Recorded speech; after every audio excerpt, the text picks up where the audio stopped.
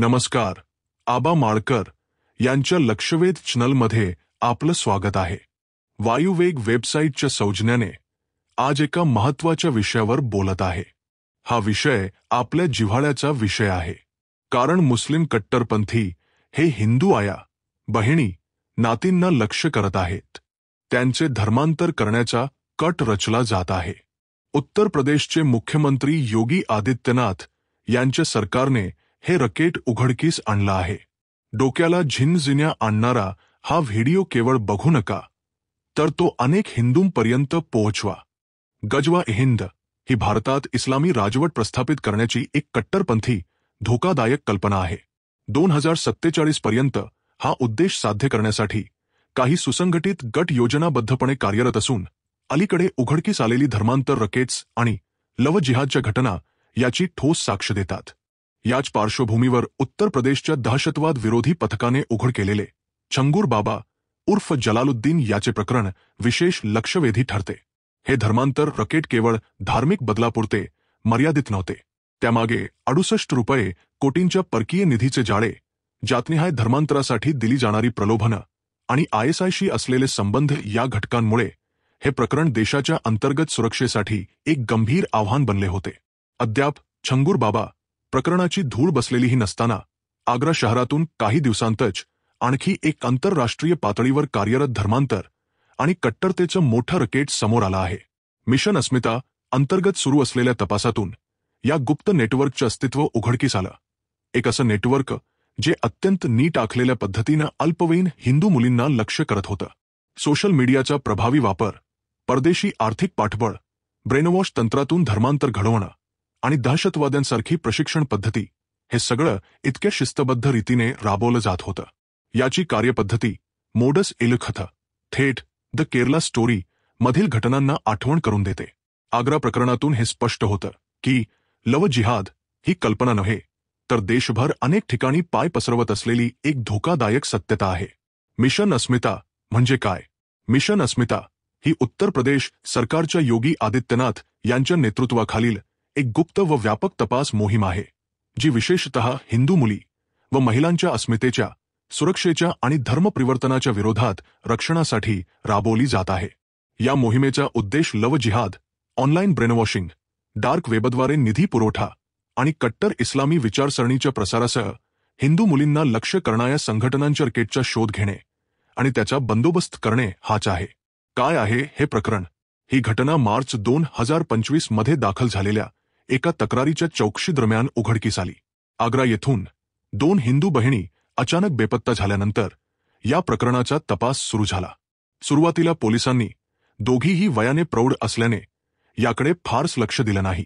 मात्र जेव्हा कुटुंबाने सातत्याने पाठपुरावा केला आणि तक्रार दाखल केली, तेव्हा पुढे उघड झालेल्या तपशिलांनी सर्वांनाच हादरवून टाकलं. FIR मधील माहितीनुसार या प्रकरणाची सुरुवात 2021 मध्ये झाली होती. मोठी बहीण दयालबाग एज्युकेशनल इन्स्टिट्यूट, आग्रा येथे शिक्षणासाठी गेली होती. तिथे तिची ओळख सायमा नावाच्या उधमपूर, जम्मू काश्मीर येथील मुस्लिम युवतीशी झाली. हीच सायमा पुढे तिची मैत्रीण झाली आणि हळूहळू तिने तिचं ब्रेनवॉश करून कट्टर इस्लामी विचारसरणीकडे वळवलं. 2021 मध्येच मोठी बहीण एकदा बेपत्ता झाली होती आणि काही काळाने परतली देखील. मात्र परत आल्यावर तिचं वागणं, बोलणं आणि विचारसरणी पूर्णपणे बदललेली होती. तिने घरी परतल्यानंतर आपल्या लहान बहिणीवर प्रभाव टाकायला सुरुवात केली आणि शेवटी 25 मार्च 2025 रोजी दोघी बहिणी पुन्हा गायब झाल्या. 2 महिन्यांनी 4 मे 2025 रोजी अखेर ही घटना पोलिसांच्या अधिकृत नोंदीत आली. या FIR मध्ये पीडितांचे वडील थेट आरोप करतात की सायमाने दोघी मुली पळवून नेल्या असून त्यांचं धर्मांतर करून त्यांचं निकाह करण्याचा कट रचला आहे. पोलिसांनी हा फोटो पाहिल्यानंतर तिला कट्टरपंथी विचारसरणीकडे झुकलेली असल्याचा प्राथमिक संशय व्यक्त केला. तपास अधिक गडद होत गेला आणि या दोघी बहिणी एका प्रेरित मॉड्यूलचा भाग असण्याची शक्यता पुढे आली. पोलीस तपासात उघड झालं की या मॉड्यूलने अल्पवयीन हिंदू मुलींना टार्गेट करून त्यांचं ऑनलाईन ब्रेनवॉश करत जबरदस्तीने धर्मांतराच्या दिशेने ढकलण्याचं रचनात्मक नियोजन केलं होतं. लव जिहाद, ग्रोमिंग आणि डिजिटल माध्यमांतून विचारांवर प्रभाव टाकण्याच्या तंत्रांचा वापर या प्रक्रियेत करण्यात आला होता. त्यानंतर उत्तर प्रदेश ATSने मिशन अस्मिता उपक्रमांतर्गत देशभरात चालवलेल्या मोठ्या कारवाईत सारख्या कार्यपद्धती वापरणाऱ्या एका व्यापक इस्लामी धर्मांतर व कट्टरतेच्या रकेटचा पर्दाफाश केला. या रकेटने 6 राज्यांमध्ये आपले जाळे पसरवले होते आणि त्याचा उद्देश होता हिंदू महिलांना व अल्पवयीन मुलींना फसवून, धमकावून आणि लव जिहादच्या माध्यमातून धर्मांतरासाठी प्रवृत्त करणे. कोण आहेत हे 10 आरोपी? या प्रकरणात अटक करण्यात आलेल्यांमध्ये आयशा उर्फ एस. बी. कृष्णा, कोलकाता; ओसामा, कोलकाता; रेहमान कुरेशी, आग्रा; अब्बू तारिक, मुझफ्फरनगर; अब्दुल रहमान, देहरादून; मोहम्मद अली, जयपूर; जुनीद कुरेशी, जयपूर आणि मुस्तफा उर्फ मनोज, दिल्ली यांचा समावेश आहे. या सर्वांविरुद्ध भारतीय न्याय संहिता कलम 87, 111, 3 आणि 111, 4 तसेच उत्तर प्रदेश धर्मांतर विरोधी कायदा 2021 अंतर्गत गुन्हे दाखल करण्यात आले आहेत. ही टोळी लष्कर-ए-तैयबा या दहशतवादी संघटनेशी संबंधित होती आणि त्यांच्याकडून मिळालेल्या निधीतून चालवली जात होती. तपास यंत्रणांच्या मते लष्करशी संबंधित निधी UAE, कॅनडा, लंडन आणि अमेरिकेतून भारतात येत होता. या पैशातून देशभरात मुलींचे धर्मांतर आणि ब्रेनवॉशिंगचे नेटवर्क उभारण्यात आले होते. आश्चर्याची गोष्ट म्हणजे या प्रकरणात अटक झालेल्या 10 आरोपींपैकी 6 जण आधी हिंदू होते, पण त्यांनी इस्लाम स्वीकारून मुस्लिम नावे धारण केली. उदाहरणार्थ एस. बी. कृष्णा हा आयशा झाला. रुपेंद्र बघेलने स्वतःला अबू रहमान म्हटलं. मनोज मुस्तफा झाला. शेखर रॉय, अली हसन तर पियुष सिंहने मोहम्मद अली हे नाव घेतलं. या टोळीने आधी या लोकांना गोड बोलून, फसवून आपल्या जाळ्यात ओढलं आणि नंतर हेच लोक इतर तरुणांना धर्मांतरासाठी प्रवृत्त करू लागले. प्रत्येक आरोपीची कामे वेगवेगळी होती. गोव्यातील आयशा उर्फ एस. बी. कृष्णा ही या संपूर्ण यंत्रणेची आर्थिक व्यवस्थापक होती. तिला कॅनडामधून सय्यद दाऊद अहमद नावाच्या व्यक्तीकडून पैसे मिळत असत आणि ती हे पैसे भारतात विविध ठिकाणी वितरित करत असे. सय्यद दाऊद अहमद हा मूळचा मध्य प्रदेशचा असून तो कनाडातून संपूर्ण रकेट चालवत होता. तो धर्मांतर झालेल्यांचे राहण्याचे, खाण्याचे, ओळखपत्र तयार करण्याचे आणि इस्लामी शिक्षण देण्याचे खर्च उचलत असे. एवढंच नव्हे तर धर्मांतर प्रक्रियेनंतर त्यांचे व्हिडिओ क्लिप्स देखील पाठवले जात. केंद्र सरकारमार्फत रेड कॉर्नर नोटीस काढून सय्यद दाऊदला भारतात आणण्याची प्रक्रिया सुरू करण्यात आली आहे.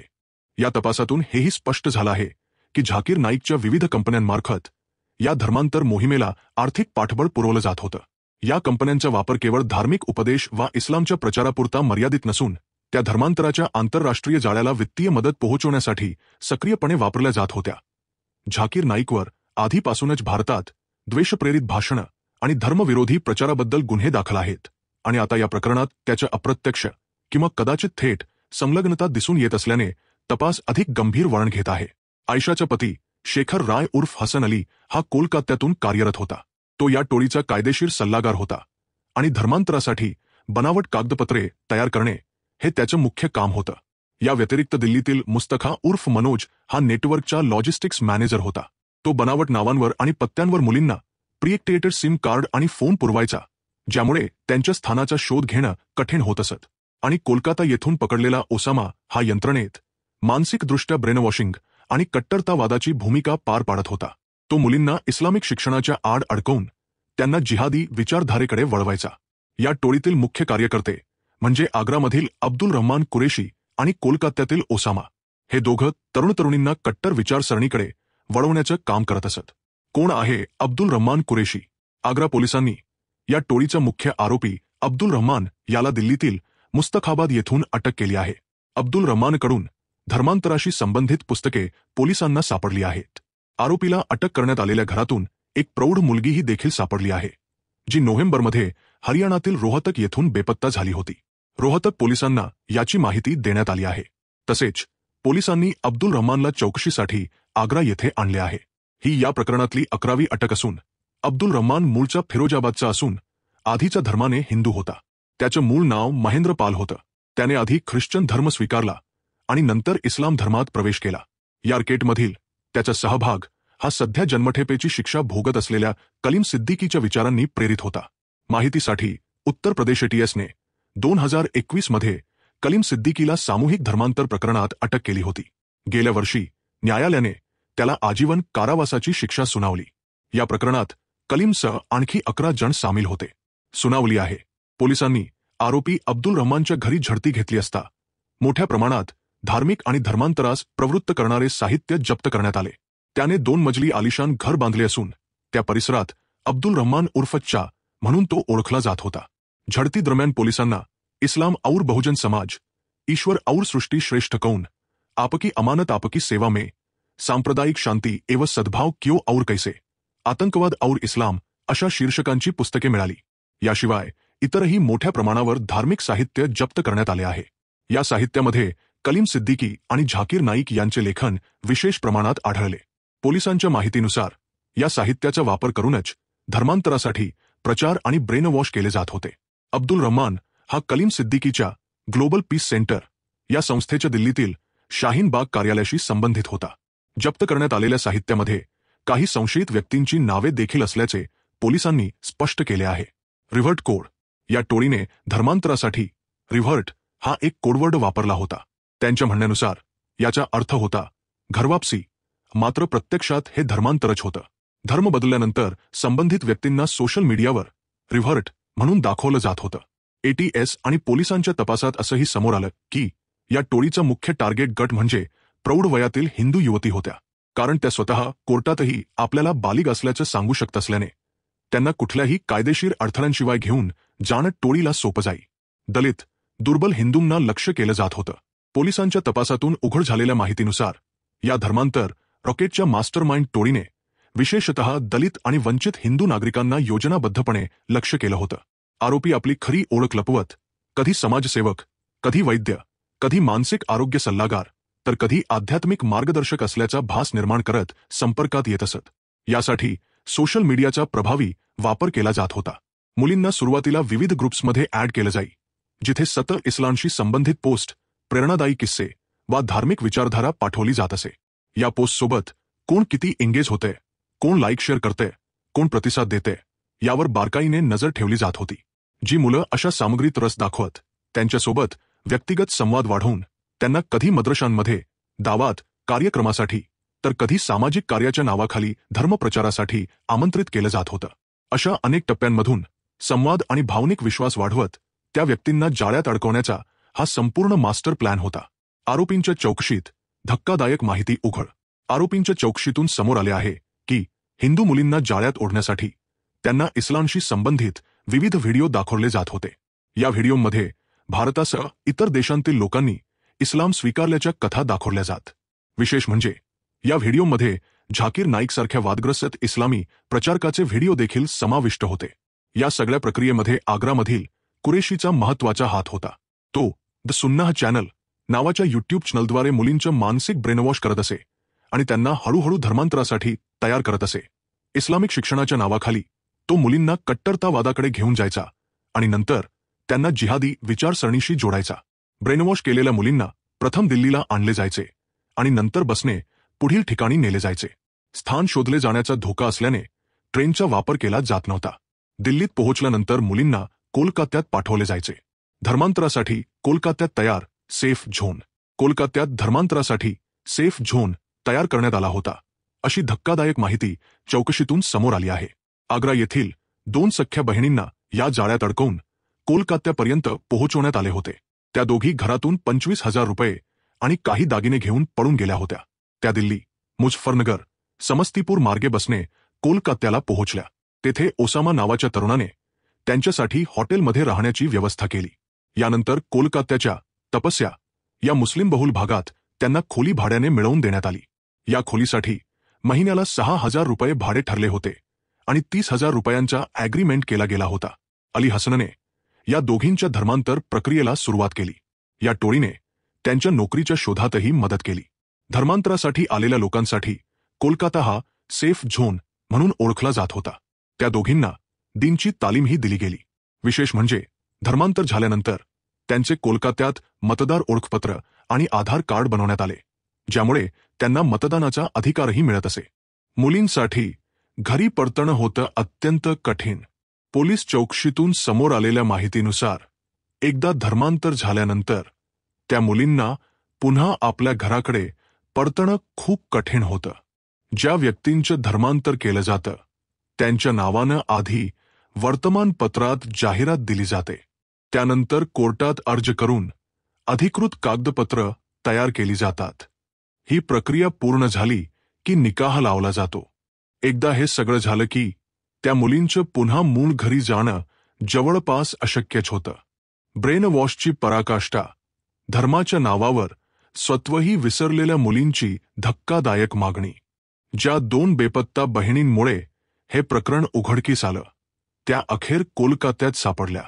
मात्र त्यांच्याशी संपर्क साधल्यानंतर समोर आलेली गोष्ट अधिकच धक्कादायक ठरली.